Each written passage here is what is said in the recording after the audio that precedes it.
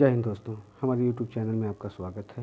Video शुरू करने से पहले मेरा आपसे निवेदन है कि वीडियो को लाइक शेयर कर दें और अच्छा सा कमेंट कर दें। और हाँ, अगर आपने हमारे चैनल को सब्सक्राइब नहीं किया है तो इसे सब्सक्राइब कर दें और बेल आइकन दबा दें। तो आइए आज की वीडियो शुरू करते हैं।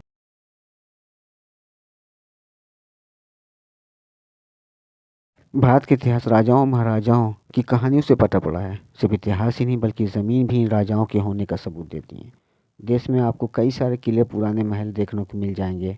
यही कारण है कि विदेशी पर्यटकों की भीड़ इन किलों के बारे में जानने के लिए उमड़ पड़ती है। लेकिन भारत में एक ऐसा किला भी मौजूद है जहाँ पर भूत वास करते हैं, और इस बात को सिर्फ स्थानीय लोग ही नहीं बल्कि भारत सरकार खुद भी मानती है। इस किले को भारत का सबसे खौफनाक किला माना जाता है। ये किला कितना भूता है, इसकी पुष्टि यहाँ पुरातन विभाग द्वारा लगाया गया बोर्ड करता है, जिस पर साफ साफ लिखा है कि सूर्यास्त के बाद इस किले में प्रवेश मना है।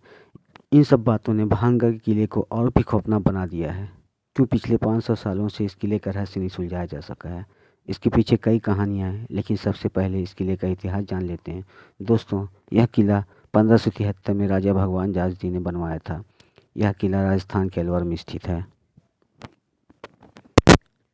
दोस्तों, इस किले के स्थापित होने के कई वजह लोगों द्वारा बताए जाते हैं, लेकिन जो मुख्य कारण हैं इसके वीरान होने के, वो ये हैं। जब राजा भगवान दास इस किले का निर्माण करवा रहे थे तो किले के ज़मीन के पास ही एक ऋषि की कुटिया थी। ऋषि का नाम बालूनाथ योगी था, जो वहाँ पर तपस्या कर रहे थे। जब योगी बालूनाथ को यह मालूम हो कि राजा भगवान दास वहाँ पर किला बनवा रहे हैं, तो तब उन्होंने राजा भगवान दास के पास यह संदेश भिजवाया कि वो अपने किले को इतना ऊंचा ना बनवाएं कि उसकी परछाई मेरी कुटिया तक पहुंच जाए। तब राजा भगवान दास ने बाबा की उस बात को गंभीरता से नहीं लिया, और जब किला बनकर तैयार हुआ तो उसकी परछाई साधु के कुटिया पर पड़ने लगी। इस पर बालूनाथ योगी क्रोधित हो गए और उन्होंने श्राप दिया कि यह किला कभी आबाद नहीं रहेगा और वीरान हो जाएगा। कहते हैं इस किले को पहला श्राप बालूनाथ योगी ने ही दिया था। और दूसरी कहानी ये है जिसे ज़्यादातर लोग मानते हैं। कहा जाता है भानगढ़ की राजकुमारी रत्नावती बेहद खूबसूरत थी। उसमें उनके रूप की चर्चा दूर दूर तक फैली हुई थी और देश के कोने कोने के राजकुमार उनसे विवाह करने के लिए इच्छुक थे। उस समय उनकी उम्र महज 18 साल ही थी और उनका यौवन उनके रूप में और निखार ला चुका था। उस समय के कई राज्यों से उनके लिए विवाह के प्रस्ताव आ रहे थे। उसी दौरान वो एक बार किले से अपनी सखियों के साथ बाजार के लिए निकली। राजकुमारी रत्नावती एक इत्र की दुकान पर पहुंची और वो इत्रों को हाथों में लेकर उसकी खुशबू ले रही थी।